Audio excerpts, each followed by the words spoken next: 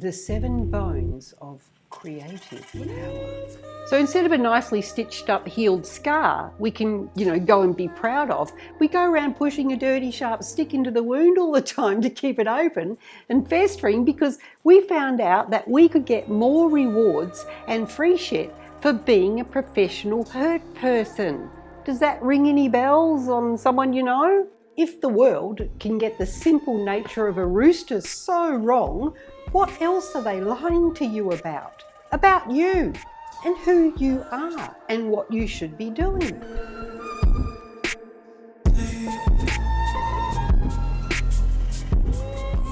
You, my creative audience, make no bones about telling me that you're sick to death of the elitist, untouchable nature of the art industry and, frankly, the nebulous fluff of soul work. Look, I'm not just an artist. I've spent 30 years researching myth and spiritual foundations.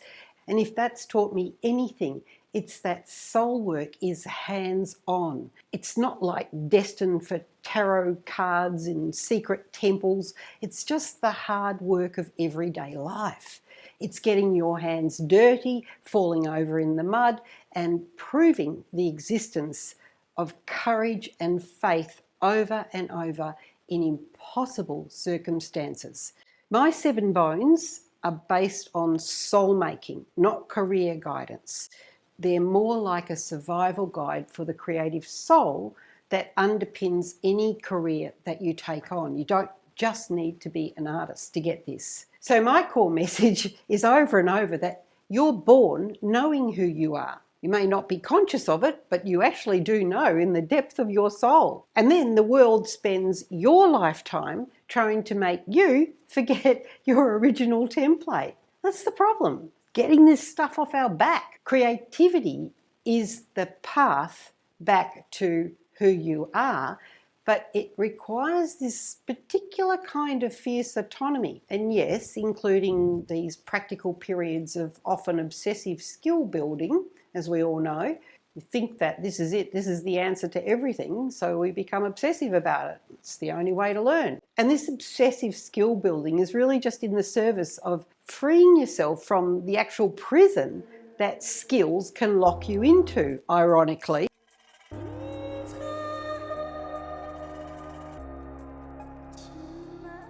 The main thing that I've found is what I call the humility button. And that's that willingness to sit in uncertainty in between. Because when we're in that state, it gets really uncomfortable. We seem to lose our bearings and we think, what is going on?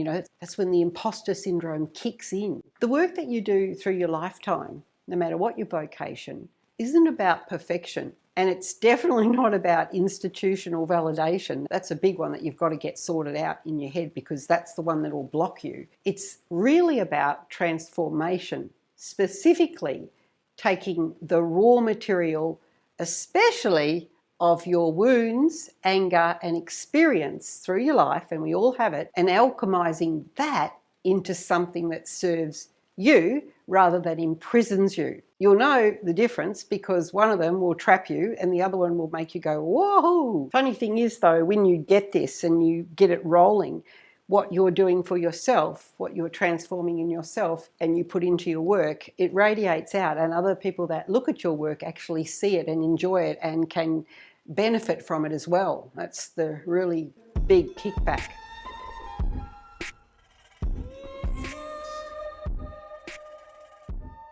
And like everything on this channel, this video is not just about painting for, painting artists or even creativity at the front end. It protests against its enemy. And the enemy of all of us is victimhood. That's the trap. The trap of transformation of anything from art, life, pain is victimhood as an identity. Victimhood as an identity. Yes, it's a real thing. Now, why would I focus on this channel, Helen? Because that causes the institutional dependency, which is one of my bone rule breaches. I'm always sticking the middle finger at the illusion of expertise, not at expertise itself, but the illusion of it. And it's worth knowing the difference. Now, earthy grounded mysticism is great because that's the union of the irrational and the rational. But for us, for creatives who put that into our daily actions, like into our actual work, it's harder. We're communicating with the world. That's what our job is at the front end. Our end product is actually going out there. It's like right up against the world's face. So they've got expectation. That's what determines if our work has any perceived monetary value at all in society. Not what we think, but what they think. And guys, that's the bloody plate we eat from. Working out how to have principles or bones often gets mixed up with whether or not we'll be having bone soup or a buffet for dinner. So, there's always that paradox. It's not all one way or the other. This is the battle we have to deal with. How to live by our principles at the same time as actually knowing that any of what we put out there is going to have to match up with what other people expect. It takes a lot of courage to get through that alive and fed. Before we dig in any further, I've put these 7 bones into a one-page sheet that you can download and print out and pin to your studio wall or office wall. It's just a reminder for when the Dunno Bird starts circling around your head. You can grab the link for that down below.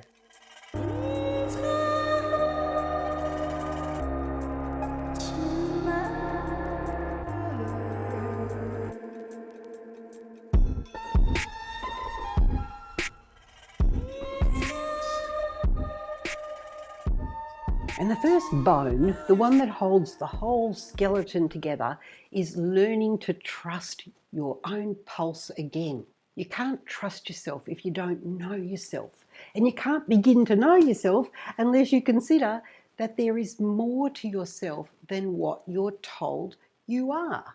And that knowing takes time. But believe me, you're pretty much born in the template of what your nature's real destiny is. It's just that life, culture and society dump a big pile of doubt and crap on your head the day they drag you out of your mother's womb. And yeah, they like to drag you out and give you a number before you even get a chance to take a friggin' breath.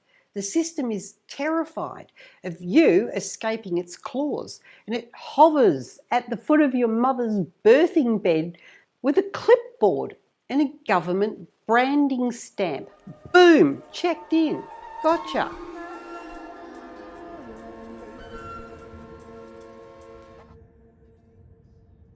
Number 2, learn the bones of your trade. Don't confuse how to walk and talk with turning into a marching, brainwashed robot. Skills have to serve you. So don't become the slave of skills and words. Hone your life skills without being offensive or dismissive to your true wild nature. We need to exercise to stand upright. Yeah, that's right. Okay, that's a skill. I love that old saying, learn the rules so you know how to break them. But don't mistake them for religion or truth or the only way. You can't expand your capacity until you are no longer intimidated by its physical limits. Otherwise, you're just going to be constantly blaming the wrong thing for not progressing. You're going to be focusing on the wrong thing. You'll think you're just not a good enough artist because you can't paint a wolf's eyelashes or whiskers, where in fact what you forgot is to see his stealth and his hot breath and his spirit cursing through your bones in your dreams. Easy to make that mistake. Learn the skills as much as you need to, so it's no longer a distraction or a misaligned obsession.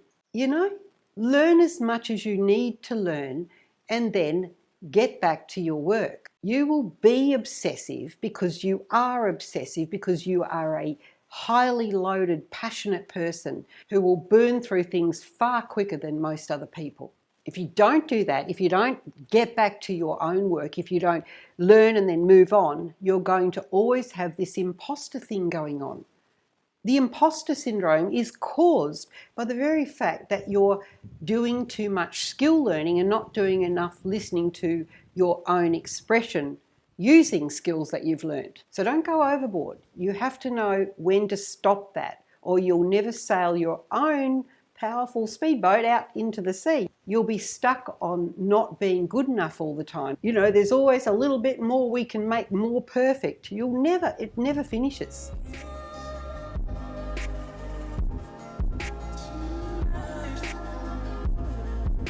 Bone 3, keep trying to make the work that fits like a glove. Ooh, this takes some practice and tuning into, like an ear for music. It's not about doing it better. It's about knowing when to stop, knowing when the glimmer shines through and just holding off. Spend more time sitting, looking than doing. Let unfinished stuff seek you out. Don't hunt it all the time. Become the hunted in your work. Let it chase you. Stop smothering it and trying to be in control. Now and again, if you back off from the desperate chase, just lay down in the forest, trusting, watching, listening for something else. It slides over you and melts into you with who you are, what you know, everything. You know at those moments, you just know. I know you know. It's not going to stay, and don't try to make it stay. But if you tune in, it'll come and linger long enough that it taunts you so you never give up. You'll know it's there. It's always there. Be very aware and watch out for those moments. They will come, and they do reinstate faith in the quest every time.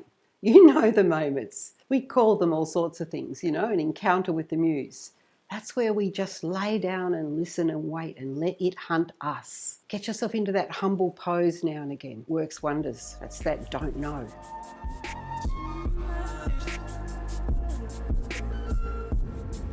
Bone 4, don't outsource authority to institutions. Don't do it. Don't do it. Never do this.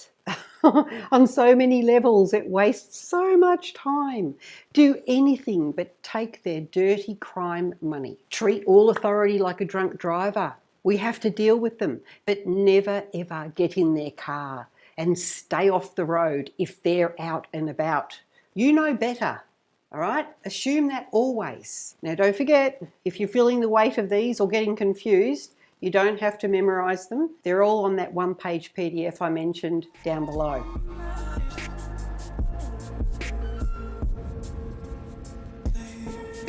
Number 5, transform the raw material. From life comes death, comes life into something beautiful. Art, dance and music can offer real action-based physical opportunity to do magic tricks on not only your own reality, but sometimes on anyone who encounters it. It can leap across every language barrier in a split second and dissolve years of defences on closed down hearts in a snap if it hits the mark. That's huge, guys. It's so effective on the actual brain cells that mind doctors try to pretend it's not really real because it's not real even though its effects are real. Transformation is the most obvious living miracle we can't see, and yet we can see it. It's always on offer to us, but you can't see it, like it doesn't sort of walk around like an animal or a door-to-door salesman or something. It's like this eternally open hand extended out to us all our lives, in our worst times especially. We grovel in our problems as if they're some sort of poison nutrient that we must have. Like we've got to keep the misery alive at all costs. Ooh, a good example is that we've all got pain and wounds. Lots of artists are artists because of them trying to do something about pain and wounds. Very often that when people turn to art, they can finally relieve some fracture or issue or balance the books in some way that they couldn't without art because of the irrational nature, the irrational permission that art gives you. Even if they're pretending they're not doing it, that's part of the game. You might look at their paintings and think they're perfectly rational or they're perfectly happy and just also optimistic. But, you know, that's all part of it. That's all part of the healing. By painting beautiful things, for example, you're actually transforming the sadness inside yourself, and you have the will to do it. You want to do it, so you keep doing it. The more sadness, the more you might paint happiness because you want it to be balanced. We're all angry or regretful about something. So instead of a nicely stitched up healed scar we can, go and be proud of, we go around pushing a dirty sharp stick into the wound all the time to keep it open and festering because we found out that we could get more rewards and free shit for being a professional hurt person.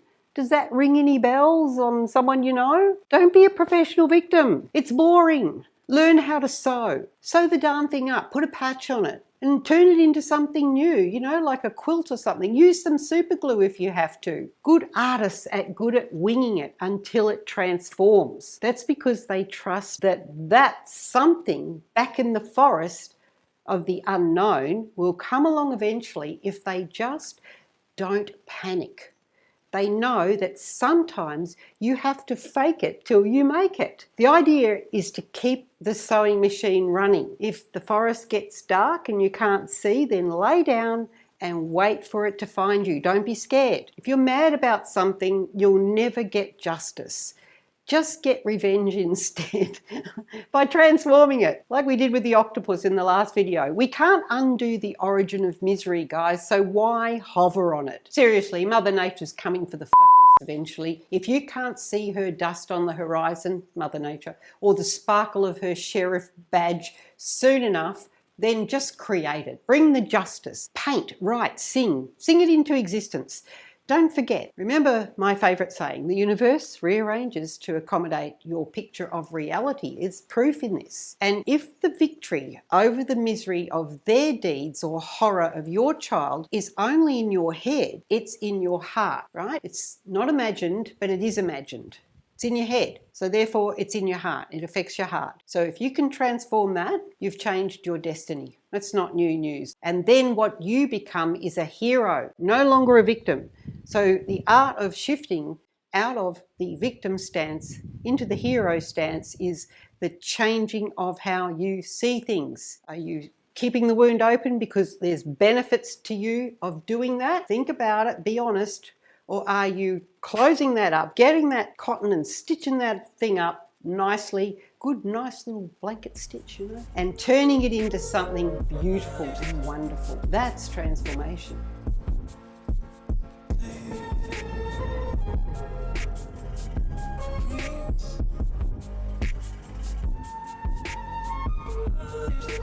Ooh, number 6, my favourite, don't know everything. Look at that one. Guess what that is? So don't know everything, don't know everything. How can anything exciting happen if you know it all? Leave space for surprise to enter. This means stop being a smarty pants as much as it means stop being a dum-dum by feigning ignorance and saying, I knew nothing or I know nothing. By all means, draw a line in the sand when you're certain of core truths and stand on that line with a spear to defend it. But the only true thing I know is that bulls and roosters are focused solely on looking after their females very well. It's not light. And it's very, very hard to be full of yourself when you embrace it all.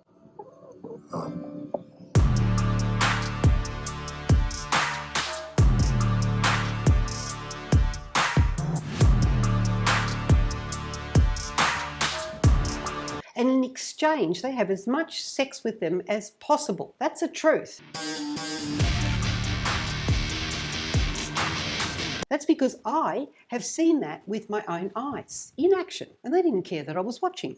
But others will tell you another story. People usually don't like roosters because they don't understand them. Generally, if they keep one, they cull the good ones, so only docile ones are allowed to hang around if they're lucky. That's just how it goes. The reason the rooster exists on this planet, well, I know they're an altered species, but they're here to protect the hen and to contribute to the ongoing reproduction of the species. That's their truth. That's nature's truth. Everyone I know thinks they're arrogant and nasty because they're protective and they might attack you. now and again. That's true, they do. Hey, stop it, stop it. I've rarely met anyone who truly appreciates what remarkable gentlemen roosters are to their hens. They're incredible. They will starve in order to allow the hens to eat the best food first. If they find a prime source, of protein, like a grub, they'll unearth it and then they'll drop it and call the hens to come and eat it. And they'll keep keeping it out of the ground so the hens get it. They only eat themselves once they know all the females are well fed. They protect the hens from hawks, snakes, everything. They worry frantically if a hen's even struggling in the laying box. They guard them because, they're vulnerable while they're in that box. Anyone who's stopped to watch roosters with their hens with an open mind can see this very quickly. But everyone already thinks they know roosters are bad, so they know nothing about roosters, yet they say they know. So the silly thing is, if the world can get the simple nature of a rooster so wrong, what else are they lying to you about? About you and who you are and what you should be doing. I don't know whether you want the rooster's life, but you get the point, right? Just like they lied about the rooster, the system or whatever it is lies about almost everything else. So, why do you use it as some sort of measure? Mostly everything, almost everything you're told by the captured political systems, art and everything bureaucracy, including universities. That's the dumb thing I was talking about. They don't want you to think that you're living in a world of don't-knows or mysteries. That's just way too scary. There's a whole lot less explaining to do. We don't want you being curious or asking questions. Everything that they are is in fact at its best when it gives you certain things to be sure about. So be careful where you get your truth from. As an artist or a creator, the most fertile position that you can take is as a walking, talking, transformation receptacle. And you can't transform unless you take new information from the unknown into your mind, because you're just going to be recycling around and around the same old stuff.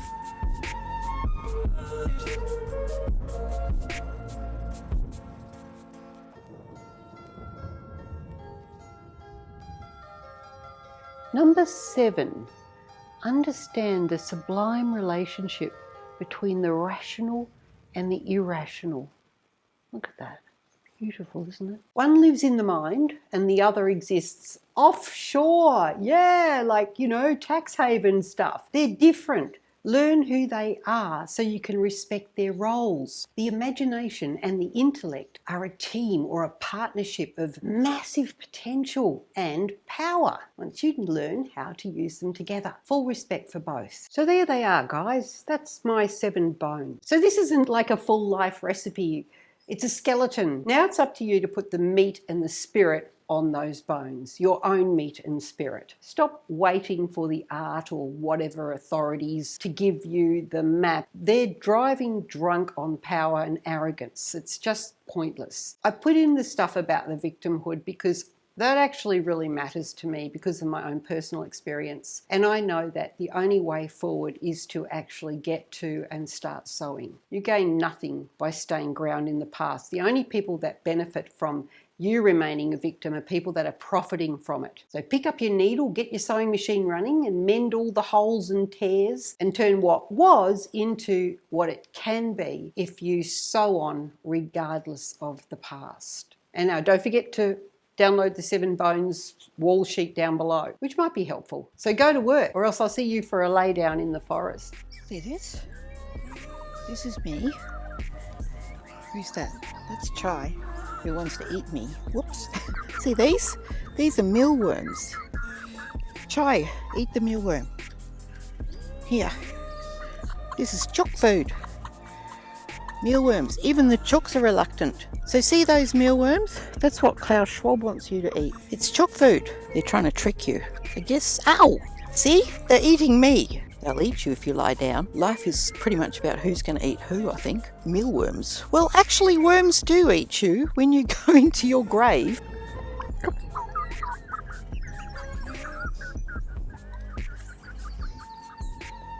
He's wiping his beak on me. She.